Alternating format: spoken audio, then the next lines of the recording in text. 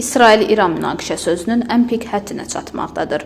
İsrail Müdafiə Ordusu çərşənbə gecəsi İranın paytaxtı Tehran ətrafında yerləşən hərbi obyektlərə geniş miqyaslı hava zərbələri indirdiyini açıqlayıb. Rəsmi məlumatda bildirilir ki, 50-dən çox qırıcı təyyarə İsrail Hərbi Hava Qüvvələrinin Kəşfiyyat İdarəsinin dəstəyi ilə uran zənginləşdirilən sentrifuqaların istehsal etdiyi obyektə zərbə indirib. İsrail tərəfi bu obyektin nüvə silahı proqramı üçün istifadə olunduğunu iddia edir. İran da öz növbəsində İsrailin Kəşfiyyat və Xüsusi Tapşırıqlar İdarəsinin Təl-Əviv yaxınlığında yerləşən qərargahına zərbələr endirmək üçün izlənilməsi və ya tutulması mümkün olmayan raketlərdən istifadə edib. Bu barədə İran Müdafiə Nazirliyinin rəsmi nümayəndəsi Rıza Təlayinik bildirib. Bugünkü hücumda izlənilə və ya tutula bilməyən raketlərdən istifadə etdik, deyə o qeyd edib. Qeyd edək ki, İran İslam İnqilabı Keşikçiləri Korpusu İsrailin Gililot hərbi kəşfiyyat bazasına və Mossadın qərargahına raket zərbəsi endirib.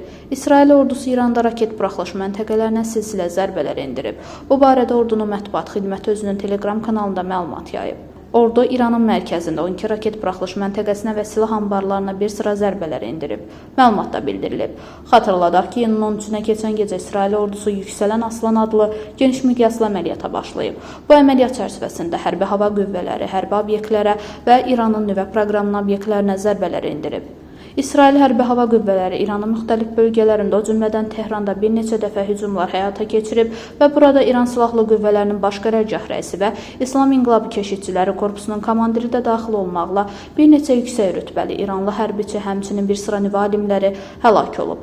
Ölkədəki bir neçə nüvə obyekti, o cümlədən Natans və Fordoda, həmçinin İranın ölkənin müxtəlif bölgələrindəki hərbi mövqeləri də vurulub.